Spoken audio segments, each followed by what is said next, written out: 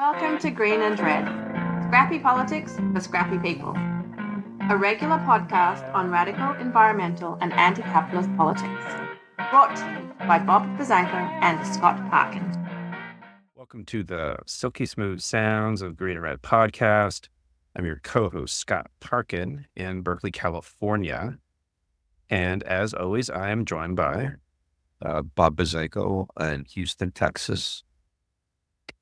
On the show, we talk about a lot about U.S. foreign policy. We talk a lot about our feelings about liberals and Democrats, particularly in the wake of October 7th, 2023, but then also the war in Ukraine, I think, plays a lot into this.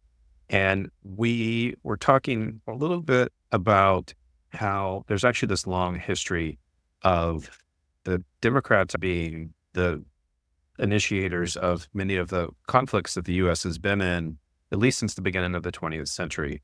And so we thought we would do a little breakdown on the history of the Democrats as the party of war.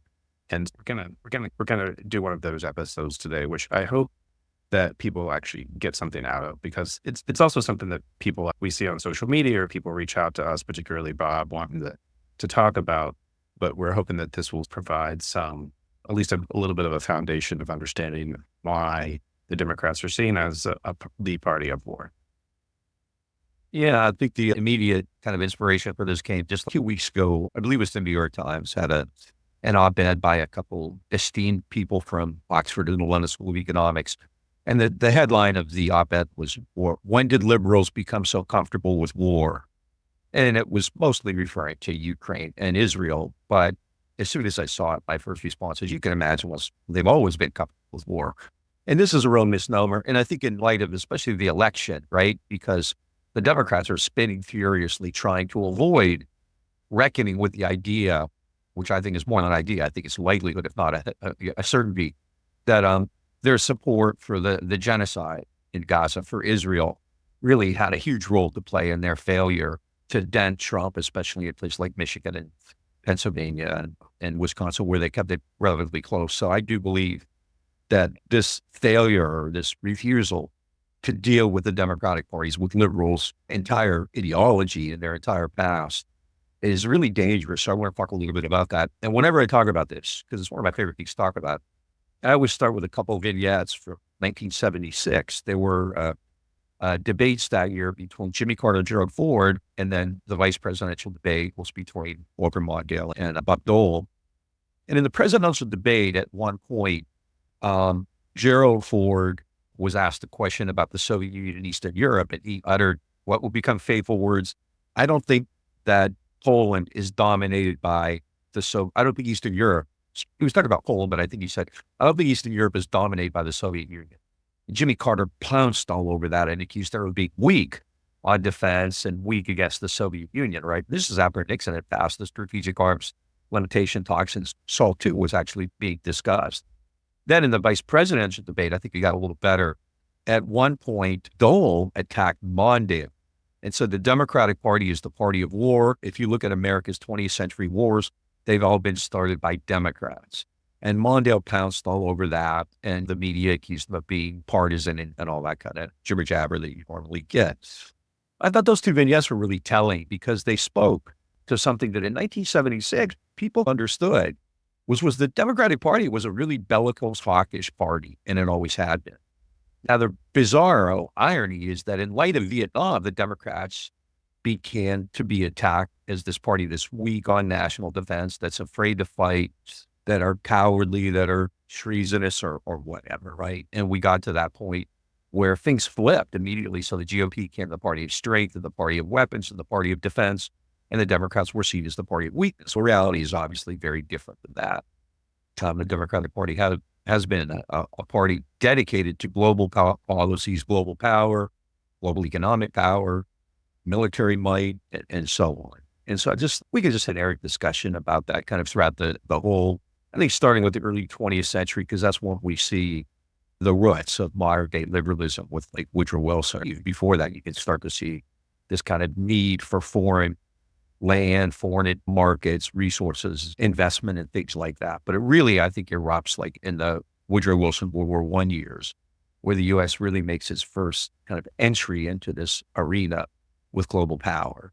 And this is a liberal ideology. And liberalism, remember, today we talk about liberalism, we're talking about now, it's after the election, you would imagine it's about transgender kids in sports and abortion rights, just a few kind of what I guess they would call woke issues today. The woke virus. I think the woke virus. The woke mind virus, yeah. Right. The woke mind virus. Yeah. Liberalism is, and we've said this many times, it's an economic policy. It's a pattern for the global economy. And it's based on this idea of free trade and free markets and moving beyond the older kind of mercantilist or imperial systems that you would have seen in Europe and elsewhere, which are based on really heavily controlled markets and colonial relationships, and especially markets that are not open to everybody else. To use a metaphor that's going to become quite popular in the 20th century, especially, the economy was based on a closed door system, meaning that the geographic doors to that particular area were closed, generally to the home country, right? The colonizing power. That could be the British, it could be the Germans or the French or whatever. And beginning in the early 20th century, you see a shift away from, which I think really culminates. It starts really in the Spanish-American War, when the United States acquires Hawaii and Cuba and Puerto Rico, wants new territories, it needs markets, it needs resources, it needs places to invest in, things like that. And then John Hayes sends out the open door notes, which says that China is open to everyone, right? The United States has every right to have trade and investment in China, even though the U.S. didn't have the power to really force that or coerce it. So you can already see that the roots of that coming. And then when World War I begins, it becomes a test case. Wilson, remember, initially said we're going to be neutral, but the reality is, of course, they never were. The United States was far closer to the British and the French, and traded significantly with them. And then as American aid went there, it was quite clear the U.S. saw the war as vital to removing that old system, that closed door system, and developing this new open door system, meaning every place in the world is open, right? The roots of a lot of contemporary economic discussions, I think the most important ones in the last few years, and we're also in the process of putting out a series on the WTO protest from 1999. And those emerge from this too. I think if you look at all that globalizing and things like NAFTA and the WTO tariffs, the tariff controversy, it all goes back to those kind of economic decisions that were made by liberals, right? At the time, conservatism tended to be still a little more isolationist and a little more inward and center, right? The two main rivals in the World War I era were Woodrow Wilson, who was like really a partisan of free trade, of global trade and so forth, and Henry Cabot Lodge, who represented an older commercial system that believed in kind of protectionist measures and tariffs and a little more introverted, I guess you'd call it, foreign policy. And so you can start to see already Wilson won that battle. He understood the United States had to expand, had to grow, and it needed foreign markets. We're talking about the economy, right? People said, but I thought you said military. Liberals love militarism. They do. And that's the point. Those two go together. If you're going to deal with economic policy, you're dealing with foreign policy, you're dealing with power. You don't separate them. If you're comfortable with war, what are wars for? Wars are for economic ends, right? And clearly World War I was one of Wilson's big issues throughout the period before he declared war was the war on the seas, right? Germany was sinking, German U-boats, German submarines were sinking all these American ships. And Wilson kept talking about free seas, and free seas make free trade, meaning that those ships that were being sunk were carrying material that was maybe going to Europe to supply the British and French. They were getting attacked and sunk, or they were coming back from Europe with maybe gold and silver on to pay for the purchase that they just made of weapons or whatever, right? So Wilson, when he talked about free seas and making the war safe for democracy, that's what he meant. Democracy meant this kind of liberal, capitalist, international, global power, political economy. It's all that stuff combined into one. You could say globalization, you could say liberalism, you could say capitalism, you could say imperialism, and we're talking about the same thing. Economic policy is the same as war policy, and this is really important to the liberal construction of the economy. Yeah, and there's opening up markets. And we should also talk about who's like benefiting from those open markets. And the JP Morgan served as an agent for the Allies, negotiating about $3 billion in loans and trade. American companies sold vital war supplies to the British and French, which included copper, steel, wheat, oil, and most importantly, weapons and ammunition, which is something that really resonates with people today if you're paying attention to what's happening with Israel, with arms embargoes, with weapons manufacturers. And the U.S., one of the reasons that the U.S. was colonized by the European powers is that it had access to all these great natural resources and the ability to like grow large amounts of food and then sell that on the open markets. Why the U.S. the U.S. port cities develop where they develop, or why the cities on the Great Lakes develop, is so that they can get all of that food and natural resources out to market, out to the European countries. And so that's actually a really important piece of this as well, is that not only is the U.S. keeping the markets open, but it's also providing what's in those markets. Yeah. And I could go way back, and I don't want to do that. But if you look at, We could talk about Alexander Hamilton, and not the musical. you could go to the 1700s when these kind of ideas were being developed. And so these people are thinking about free markets and free trade in the middle 18th century. Yeah. Around the time, like you said, Hamilton and Jefferson and Gallatin and all them were already in their head developing this idea of the United States becoming this industrial capitalist power. And to do that, you need to be able to project that power abroad. I don't want to start with the Hamilton because we'll really get going. It's fascinating stuff. I've never seen it. I don't have any interest in it. The day that Hamilton becomes a hero to Americans is just stunning, because the guy was the biggest oligarch like in American history, right? And yet they've turned him into this heroic figure, which is funny. But so moving up though, but if you look at like 1898, right, there was a clear idea there that in order to avoid economic problems, right, in 1898, you had all kinds of economic crises going on. You had overproduction and deflation and surplus capital and things like that. The solution becomes like moving abroad. And if you're going to be moving abroad into other areas, you're going to have to prepare for war. In the famous book in the 1890s, the influence of sea power upon history, Admiral Alfred Thurman, if you read the first page, he says, sea power, naval power, you need a big navy. That's important because it protects commerce, right? It's funny because if you or I say that the United States is an imperial country or the market determines foreign policy, they would say, oh, you're a reductionist or you're a Marxist or you're a materialist or whatever, blah, blah, blah. That's what Mahan said. That's what Alfred Thurman's main purpose. You need a strong military wing in order to protect your commerce, right? That's what it's there for. And Wilson clearly understood that. I'm sorry. No. Oh. In addition to what you just mentioned, because I think that's important about kind of who Wilson brought in and Morgan's role in brokering loans and things like that. Wilson also in 1917 kind of took measures which I think are really important in developing what we would later call, I think, like the military-industrial complex or military occasions. In 1917, Wilson created something called the War Industries Board, which was headed by his friend, who's a very famous banker named Bernard Baruch, to oversee the economy. Essentially, Wilson and the liberals took control of the economy for wartime. And Baruch and the War Industries Board basically were given control over all this. They could set prices. They would decide where resources would be used, and often these resources were limited, had to be rationed. They would create a standard for industrial procedures, production. They would take over factories and force them to make military goods instead of their regular products. And Wilson created bureaucracies in addition to the War Industries Board to determine the food supply, control railroads, oversee major industries like coal, right? And in all of these cases, these are huge productive industries. Their profits blew up, as you can imagine. Congress appropriated about $32 billion, which would be about $500 million today, for the war. And so the gross domestic product and all of these economic indicators just erupted. And so the point here is war is vital for economic health. Just some of these numbers in terms of production, because I think it's really interesting. And this is the GDP, gross domestic production, when Woodrow Wilson was president. So the GDP doubled from $39 billion in 1913 to $78 billion in 1918. Federal spending went from $2.3 billion in 1917 to $13 billion in 1918, and then to $18.9 billion in 1919. Military spending was immense. It made all kinds of economic expansion possible after that, right?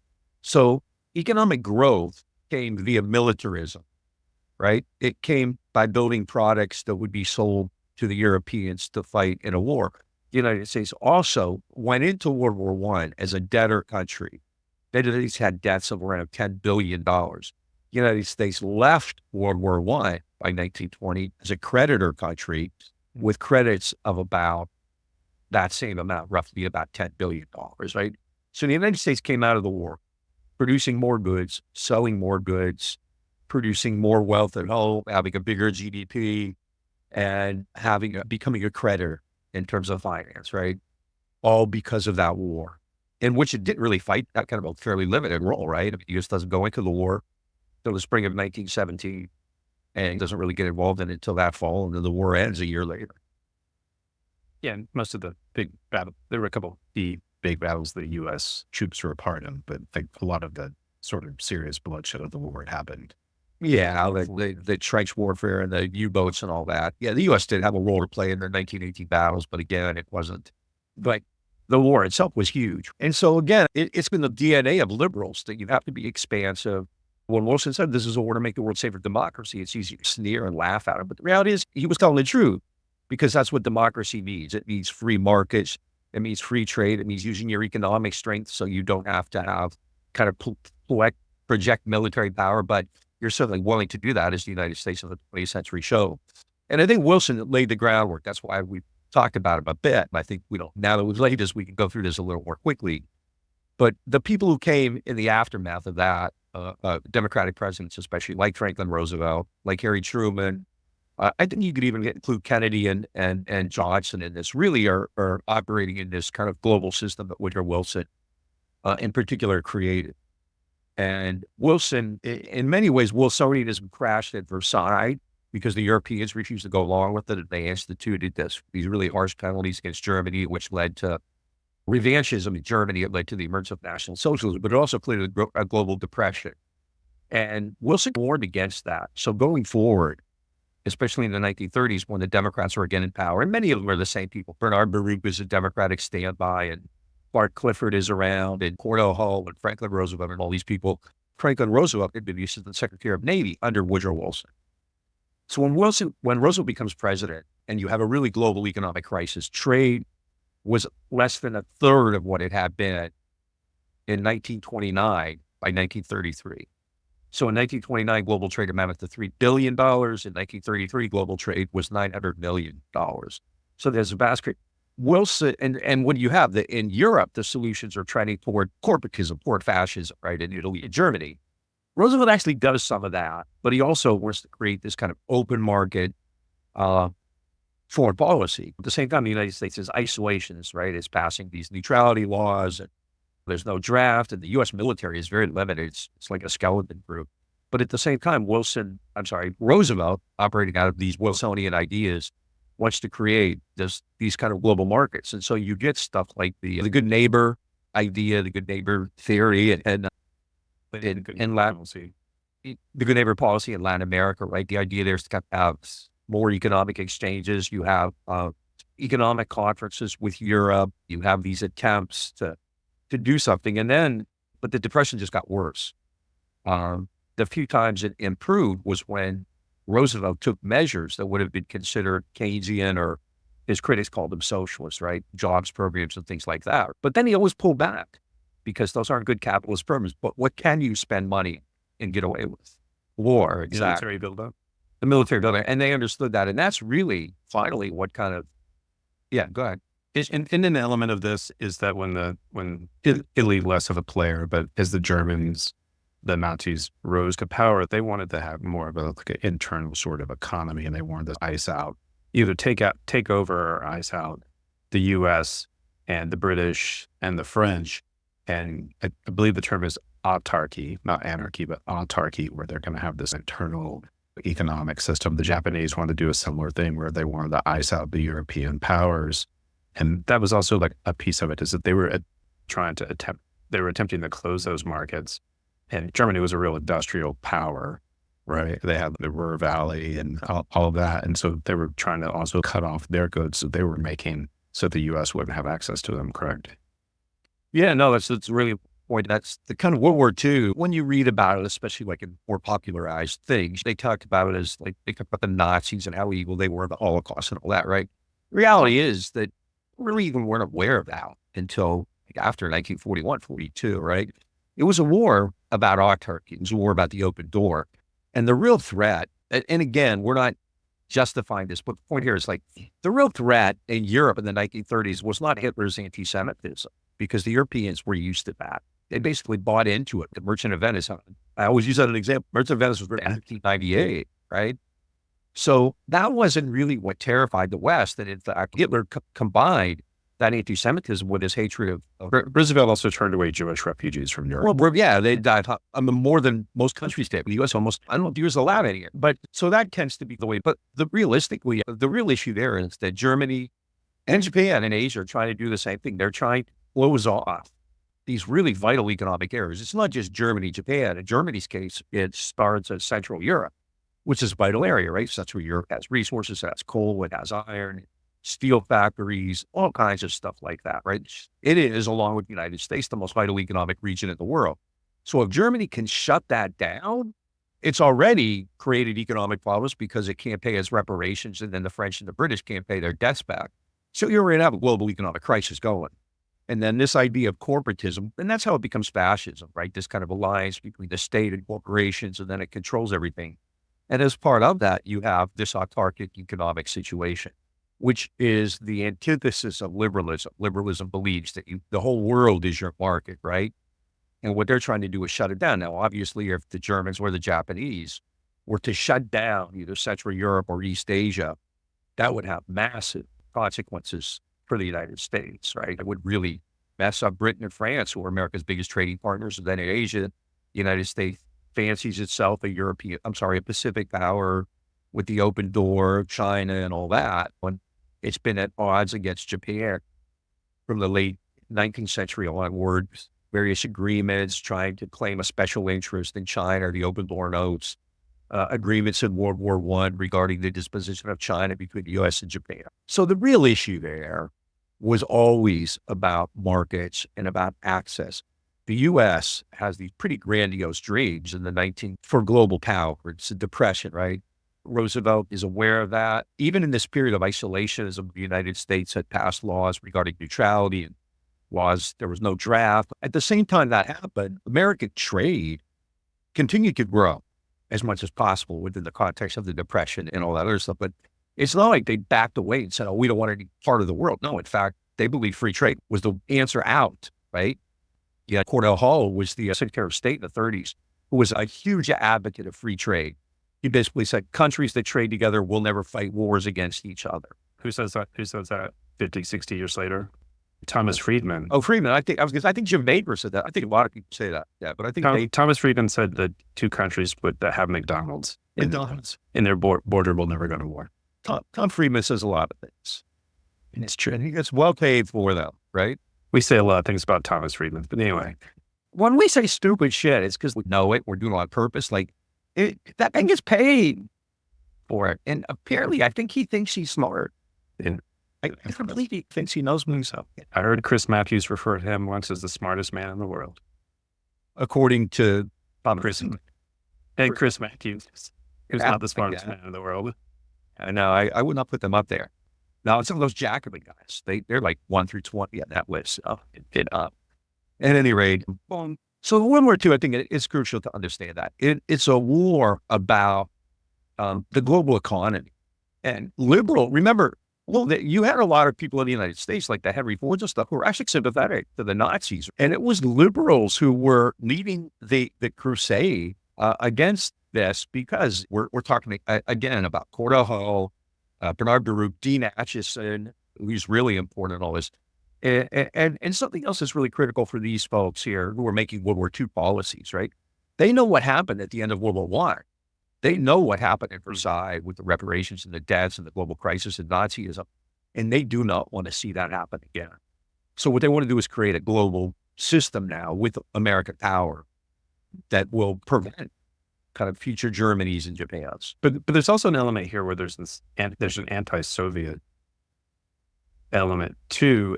We've seen in the 1920s, we see in the 1920s and 1930s that there's some level of U.S. support, not just corporate support, but also government policy support that support Hitler and Mussolini because they're actually opposing the Soviets. Yeah. Absolutely. Yeah, because the other part of Hitler's ideology, everybody knows about Mein Kampf and how he blames Jews, right? The other part of that is communists. Communists are the other side of that shell or that walnut or whatever, the other half of the walnut, right? He thought they were the same. Bolsheviks and Jews were the same. So and so the West was never all that upset about anti-Semitism because they've been doing it their entire lives too, throughout all those Western countries. Shit, the Queen and Prince of England, the ones who just died recently, were like full-blown Nazis, right? So the world wasn't really that upset about the anti-Semitism, and the anti-communism, they loved that, right? In the United States, they thought that was great. So really, throughout the 1930s, there's no real like huge alarm about Germany. Later in the decade, especially after Munich and Czechoslovakia and all that, you start to see the West think, okay, this guy's serious. We better prepare for it.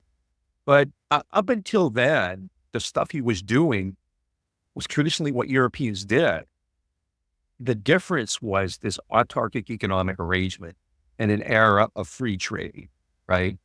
And so that's where Roosevelt really owned his own liberal background, his own liberal ideology, and very slowly began to take these steps toward supporting the Allies in Europe and then getting into the war, the United States. And it starts with economic production, and basically World War II ends the Depression at home because it enables the president to take the measures necessary. He started in things like the WPA, Works Progress Administration, and things like that.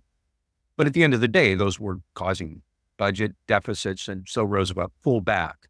Even though they were helping the Depression, he didn't want to spend public money on social goods, on public goods, libraries and schools and health clinics and stuff like that, because that's why.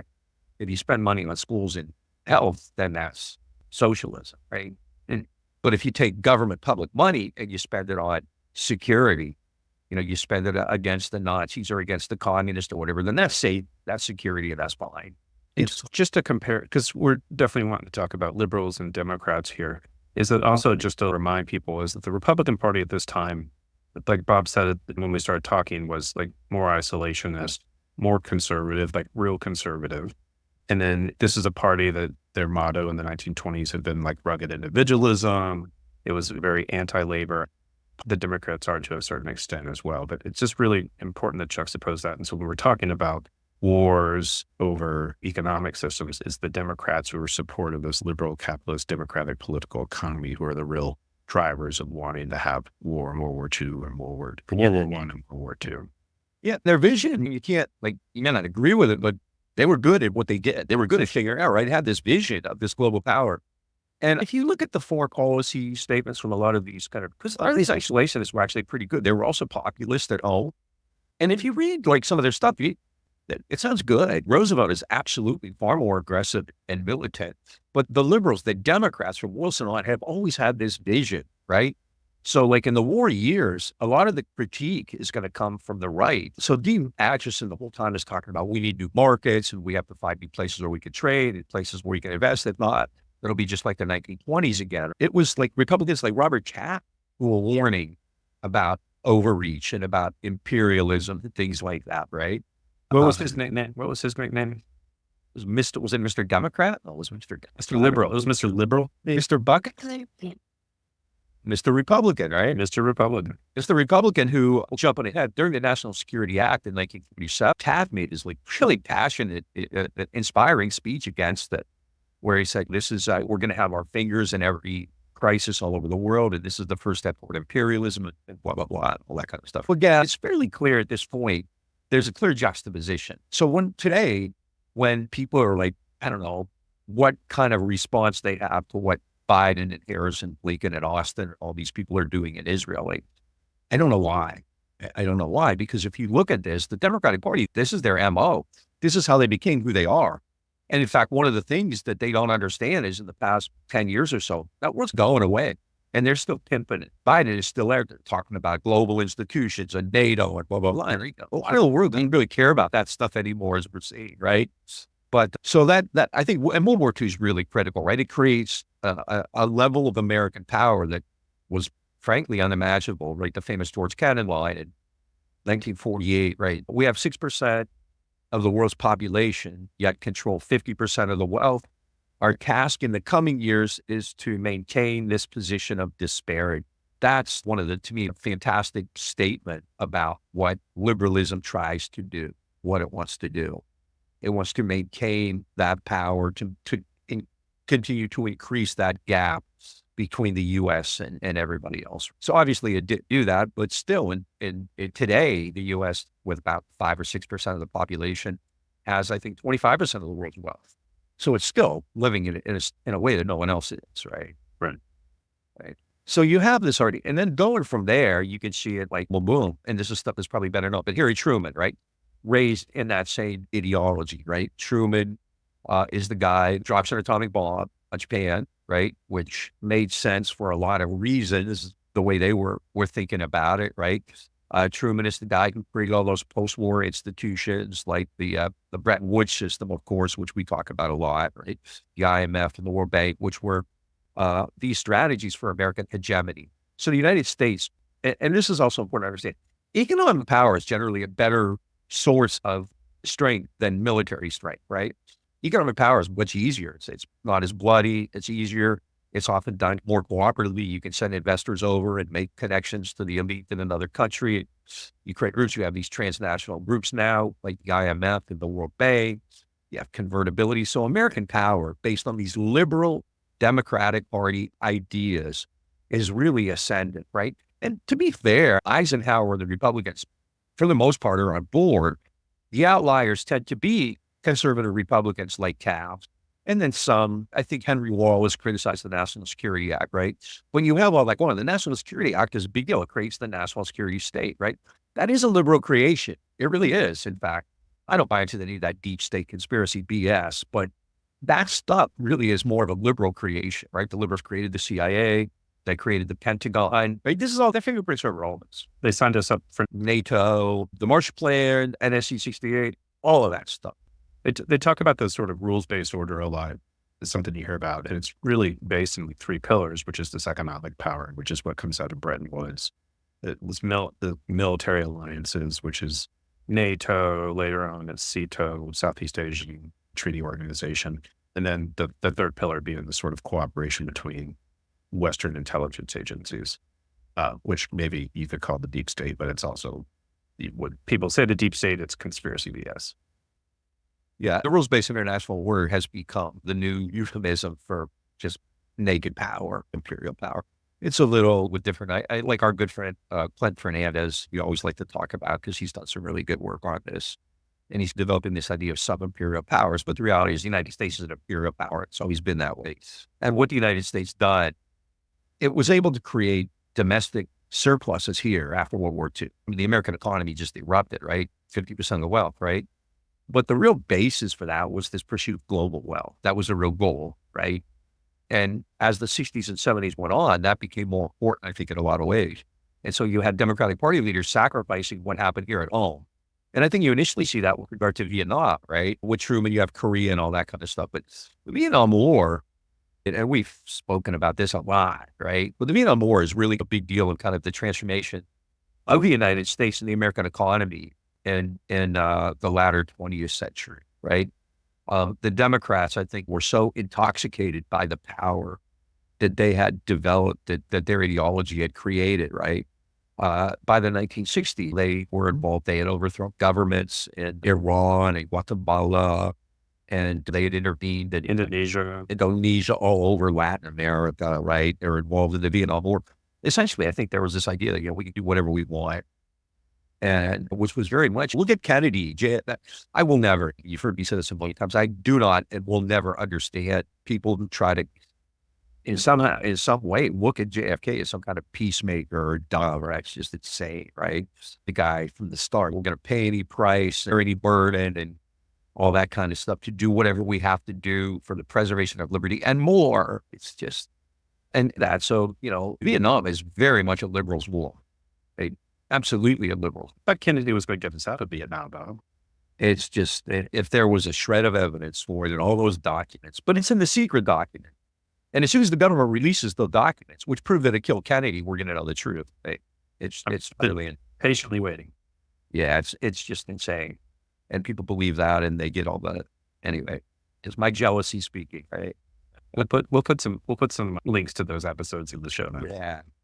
But then again, I think by the time Kennedy is president, this is, in many ways, Kennedy's the ultimate cold warrior.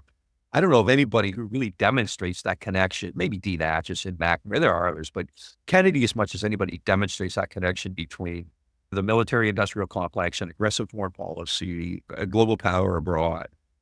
And he uses that. The Cuban Missile Crisis, which we did a great episode on, which just recently, was last week, or last month, was the anniversary of it. Kennedy really acted aggressively and in many ways irresponsibly during that, right, to showcase American power, right?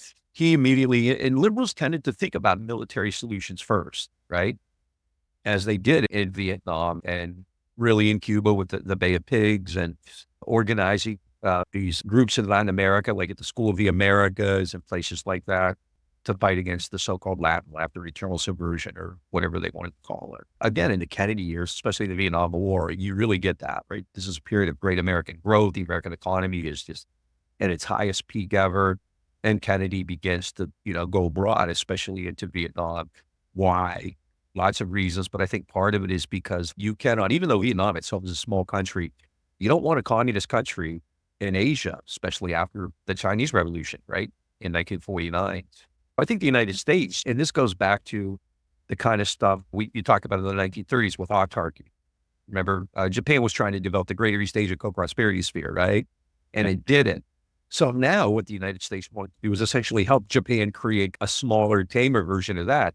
And as part of that, having economic relationships with other countries nearby is vital for Japanese reconstruction, for Japanese recovery. And so the U.S. sees Ho Chi Minh's nationalist communist movement as a threat to America's larger role in the Pacific, in the East Asian area.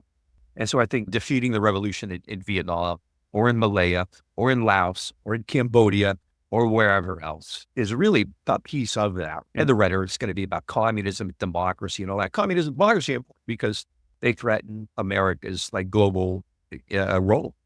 And investment in trade and markets and labor and all that kind of stuff. One thing that we didn't touch on that I just want to highlight is in that sort of Truman era is NSC 68, which is a national security document, a National Security Council document, which does two things. It describes the global conflict between democracy and communism, like you just said, and this sort of very much these terms of black and white. But I think that the more important thing it does, which is something that we also still live with today, is it discusses how important the creation of a permanent wartime economy is, and military spending, and how that's essential for the economy. And like you said, the World War II, that sort of being the arsenal for democracy, pulls us out of the Depression. But then with the policymakers and the policy planners want to do, the wise men, as that hack reporter, Zionist reporter, Walter Isaacson calls them, basically wants to do is create this sort of permanent wartime economy, which is partially what's at play here. To the point, even we're living with that today, war on drugs, war on terror, all of that sort of thing. I just want to flag because I think actually it's very important. It's really important because it goes back to the 1920s, right? They saw what had happened after World War I. So the goal there is to not allow that to happen again. And what pulled the U.S., especially out of the Depression, was sustained government investment. And in this particular case on the war, right?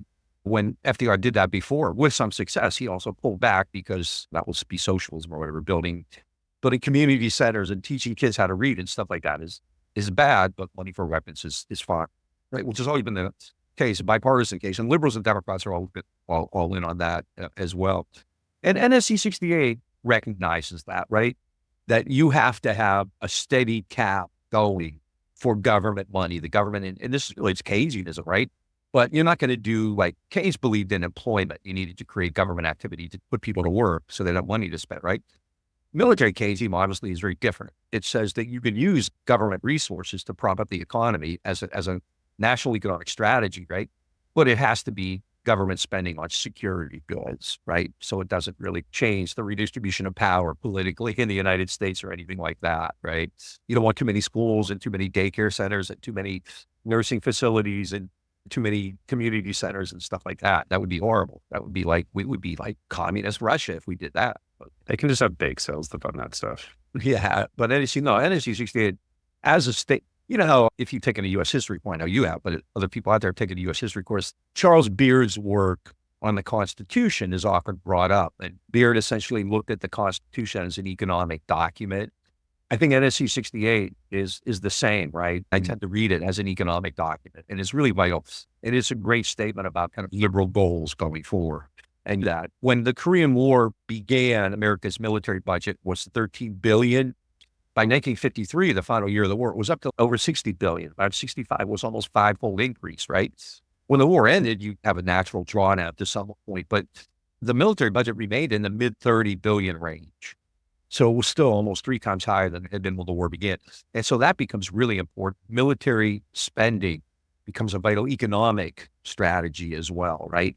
You need to have that that steady tap flowing of state money, and you can do it through military spending because nobody votes against those. Nobody votes against military budgets. A handful of lefties and a couple righties. That's about it. So, the Freedom Caucus and the Squad, basically. Yeah.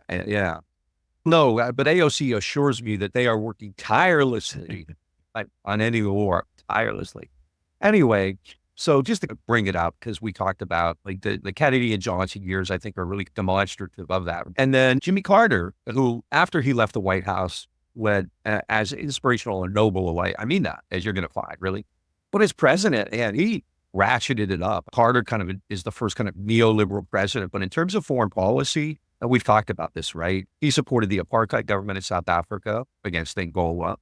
He encouraged and probably convinced China to invade Vietnam in 1979. He refused to pay reparations to Vietnam, right?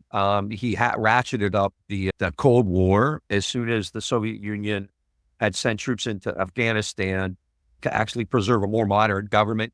Carter immediately cracked down on that. He has sanctions, and he's going to boycott the Olympics. And then he gave arms into the Mujahideen. Fed arms into what become the Mujahideen. Doing the same thing, actually, in 1979. He gets a pass for this.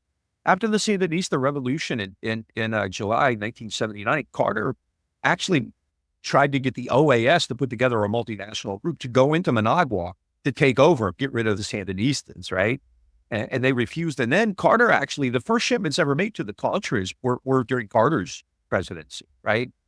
So again, this guy believes in this power, these free markets. The other day in class, I showed the famous scene of Brzezinski going to the border of Afghanistan and Pakistan in December of 1979 and says, that's your land there. Those are your mosques, and you're going to get all that back because your cause is righteous and God is on your side, right? This is Jimmy Carter, right?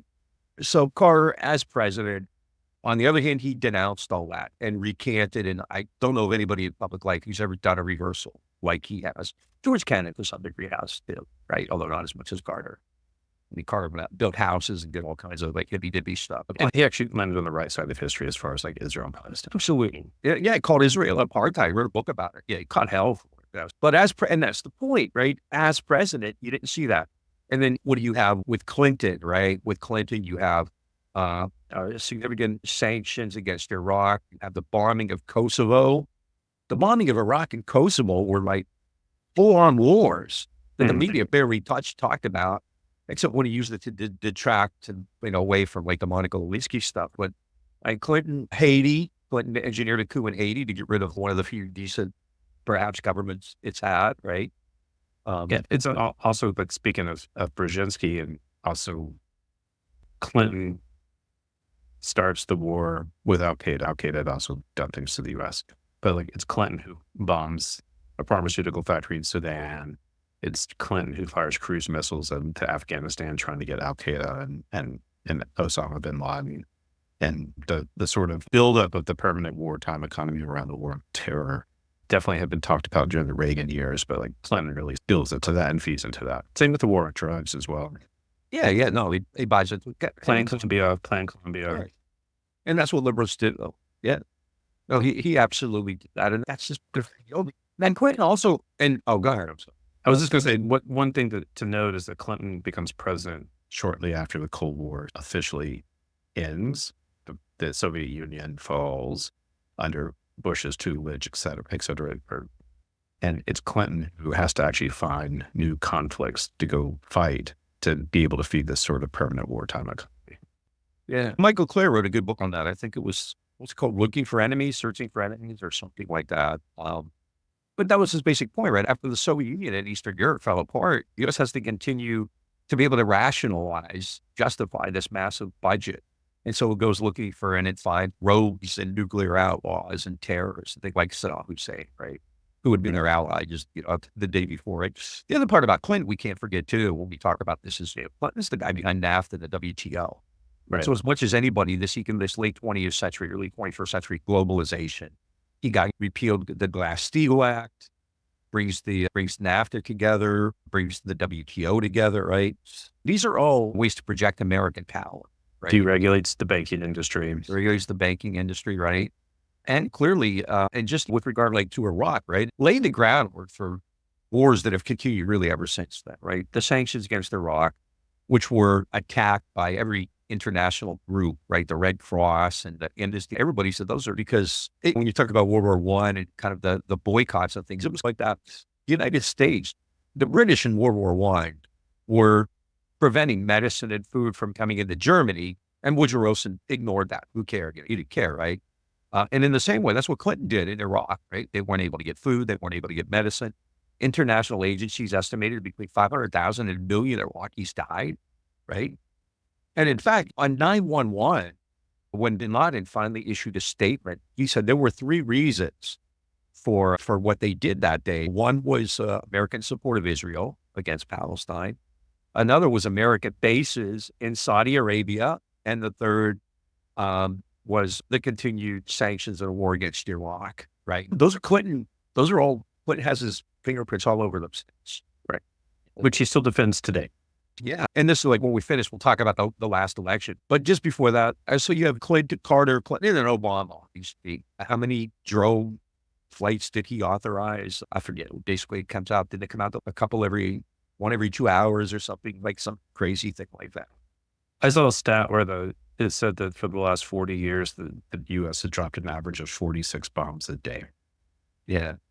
And so Obama was part of that, especially the drone war. Remember, Carter cleverly ran in 2000. And the main issue in 2008 was attacking Hillary Clinton over the Iraq war, right? And so Carter went around convincing people he was this anti-war candidate. Obama, I'm sorry. But if you listen to Obama closely, he said, we're fighting a dumb war. We need to fight a smart war in Afghanistan, right?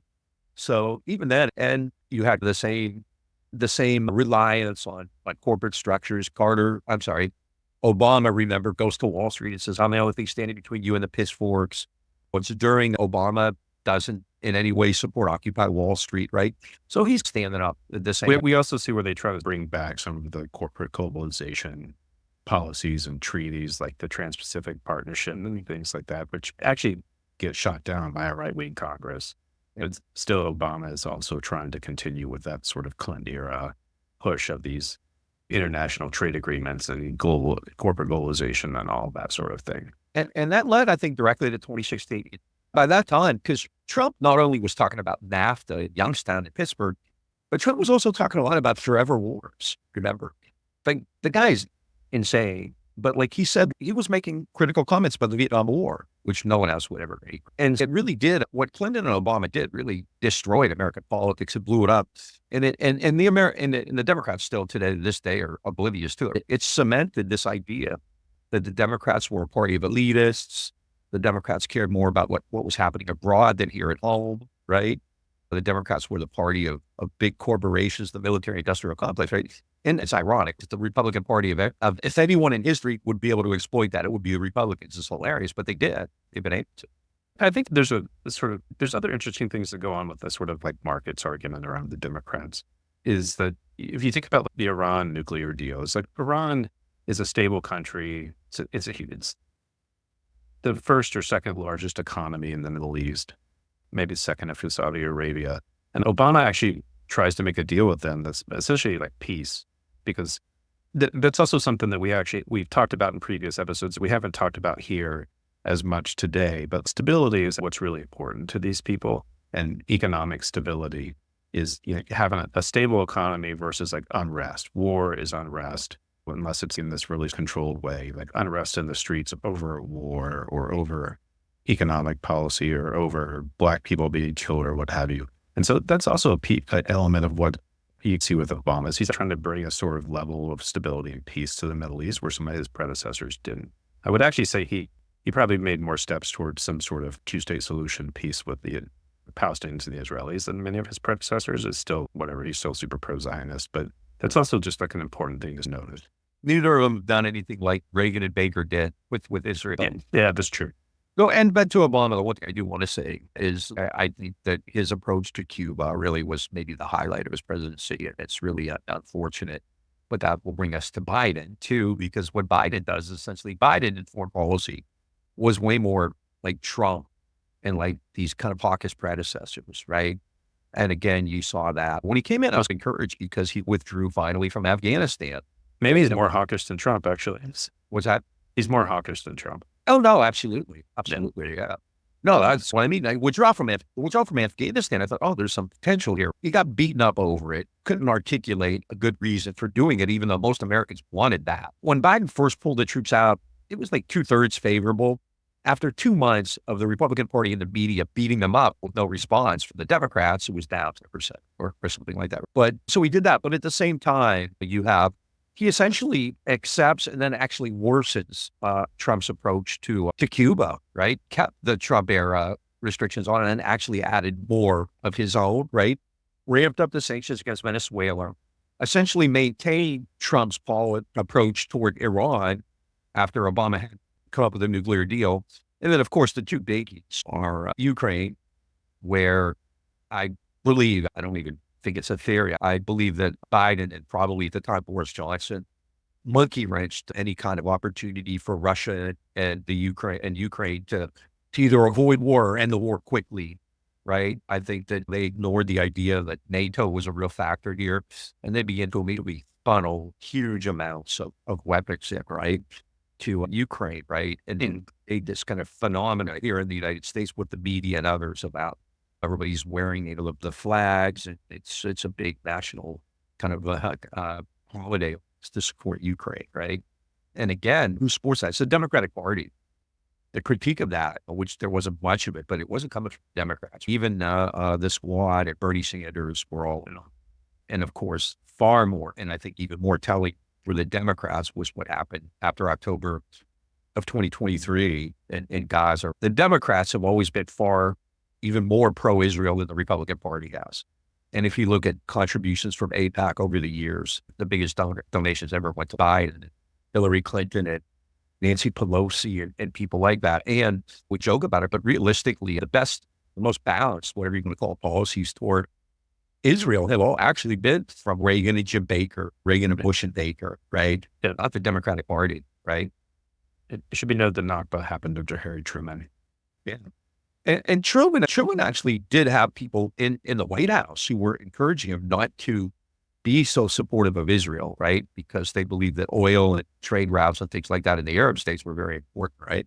So Truman, yeah, again, and it sounds like we're almost like running a check, like an attendance check. But the reality is, if you look at U.S. history for over a century now, right, from the World War I era to the present, right, these liberal democratic ideas have really dominated American policy. Now, in the past 10 years, they've also run into trouble, right? The U.S. cannot project power the way it once did, right? And even after Vietnam, it was still able to throw its weight around and sell weapons and buck up the world. And then it got involved in Central America in the 80s, where many of the Democrats did oppose that. It was their kind of last 40 years ago. That was their highlight. Like, they haven't done anything since then of that nature, right?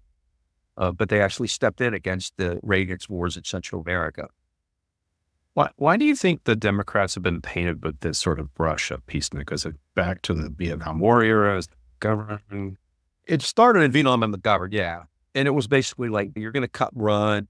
It was that very clever way they changed the narrative to, we had to fight with one knee and tie on our back.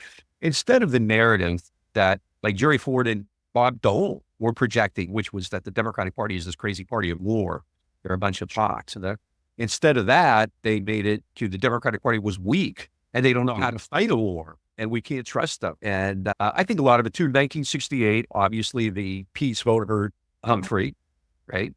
Because he didn't join in. He did the same thing LBJ did until it was too late, much like Kamala Harris did this time, right? They didn't learn a lesson. And that's the point. But when it comes to Israel, the Democratic Party is already predisposed to essentially give the blank checks, which they've done. In real money, the United States has sent nearly $1 trillion in official aid, adjusted for inflation and all that, since 1947. And obviously what we've seen since October 7th of last year is just, it's just amazing. It's so horrifying. And the Democratic Party doesn't back down. From the beginning, they took these media lies and they presented them as if they were true. Hamas did that. Once it was debunked, Hamas blew up a hospital. Well, we now know Israel's blown up every hospital in Gaza, right? Sure. But the first story was that Hamas blew up schools. Hamas did that. We now it's all been debunked, right? And it doesn't matter. Yeah, to the point where Kamala Harris was still arguing for it in the debate against Trump. And honestly, in Bob Woodward's new book, he argues for it. He's a mouthpiece for the liberal. Yeah, oh, absolutely. So they're still talking about that. They still they sent Bill Clinton to Dearborn recently before they vote to talk to the Arab community there. And he essentially says, you're all supporting Hamas. You're all Hamas supporters or whatever. And they sent Richie Kohr, Zionist representative. They sent him to Michigan and Lynn Cheney. And Lynn Cheney, and they're looking at these images every day. These the most horrific images of children being blown apart and dead bodies and people buried in the rubble and people burnt alive and video. And they're so casual about it all, right? And then it's even more disgusting to see AOC. We are working tirelessly. Kamala Harris is working tirelessly for peace. We're on the clock. They don't care. And the fact that they lost the election, and two things. One, they won't acknowledge the role that Gaza had in that. And two, they're doing the same stuff. They're doubling down. They're sending more aid to Israel. Colin Allred, who ran for the Senate here against Ted Cruz, voted for that proposal that would allow the Treasury Department to go after political groups that it didn't agree with. Yeah. Stuff you and I participate in, right? Yeah. And the thing is, so when you look at an article, when did liberals become so comfortable with war? I just think, I'm not trying to sound like a, snobby academic, although right now I am, but who are those people? How can they do that? How can two people who are at Oxford and LSE think that way? It's stunning. This is not some kind of, I have a secret thing here. It's not like I figured this out. Nobody else knew. Not at all. This has been done. It's always interested me, but it's not that hard to parse out. It's not a hidden secret. It should also be noted that in this mix too is actually some of the rhetoric that Trump was throwing out, particularly at the end of the campaign, which is very much trying to make himself a little bit of the sort of right-wing anti-war candidate. Vance was too. They talk about peace through strength, which is Orwellian, authoritarian sort of language. But then Trump's in Michigan trying to appeal to Arab voters that he's going to end the war in Gaza, the war on Gaza. And we also know Trump is just as much of a hawk as anybody else. And crazier, probably not stable. And so it's an important thing to note is that the Republicans are definitely trying to fill that void, the forever war stuff and all of that. We're not the same as the Democrats who want war with the Russians and war in the Middle East and things like that. Yeah. And it's funny, man, we didn't even talk about Russia, but that's an issue where Putin is monstrous. And I doubt that Trump and Putin have some kind of bizarro relationship going on. Who knows what? Look at the way the Democrats jumped on that, and they never let go of it. All roads lead to Russia this, Russia that, Russia, and they never let go of it. And so Trump, I've seen lefties, people who would call themselves real legit lefties, claim that Trump was actually an anti-war candidate. If they believe that, I'll sell them like Swankly. That's preposterous, right? Trump is definitely not, but he certainly was able to harbor that rhetoric, absolutely, and that feeling. And at the end of the day, when what people were saying, the lesser of two evils, and Trump will be even worse in Gaza. How? 200,000 people, if you believe the Lancet, and I do, over 200,000 people have already died. Children have died. You now have a couple million people in a 15 square kilometer area. And it's the Democratic Party, and it learns nothing. They learn nothing. The message from Vietnam was that you need to fight even harder instead of saying, hey, we were smart. We were the first people was actually, and as we talked about before, the first movement against the Vietnam War politically actually included Republicans too. So it wasn't just associated. Somehow the Democrats were able to like get labeled as this weak party, and they just like gone downhill with it since then. It's like everything else, right? They're the party of Wall Street. They're the party of empire. They're the party of war. And they try to pretend they're not. And it's just preposterous.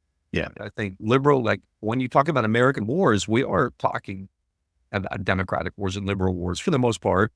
And there's a great deal of bipartisanship in this. But I think to understand that, and I also think if you want to understand the recent election, 2024, understanding the Democratic role in war and these kind of foreign adventures and the allocation of resources abroad rather than at home is really crucial. The short answer to that is liberals have always been comfortable with war. It's, as Randolph Bourne said, war is the health of the state. And my church changed since then. Right. I'm going to move to wrap. I don't know if there's anything else that we want to talk about on this topic. I feel like we provided a lot of information here. So let's hope people hear it and believe it. And the other thing I will is a lot of stuff that we talked about today that we've talked about in different episodes. We've had a whole episode on George Kennan. We've had whole episodes on Jimmy Carter. We'll put some of those links in the show notes. But we also felt like it was important to bring it all into one space and talk about it, particularly since it's in this sort of post-election period. It's an important thing to like just know and have handy. Listening to the Green and Red podcast talking about the Democratic Party and their sort of DNA built-in DNA around war and growing markets and open doors and things like that. If you like what you heard, check us out on Facebook, Instagram, and Twitter. If you're watching this on YouTube, hit the subscribe button. If you're listening to this on an audio platform, please give us a rate and review. And if you really like us, go to greenandredpodcast.org and hit that support button or become a patron at patreon.com/greenandredpodcast. And I also want to say it's getting to the end of the year, so we're going to start making more fundraising pitches. I'll say that we have a whole bunch of new certain days calendars that we're going to be sharing for people who want to give us $25. Just message us at greenredpodcast@gmail. We also have hats, neither of which we have available right now to show you if you're watching this on the video. But we have awesome hats. We have lots of postcards. So if you want to support the Green and Red podcast, we have lots of swag. And just keep that in mind. And we'll be putting more stuff out about that soon. So everybody take care and make lots of trouble. And we'll talk to you again soon.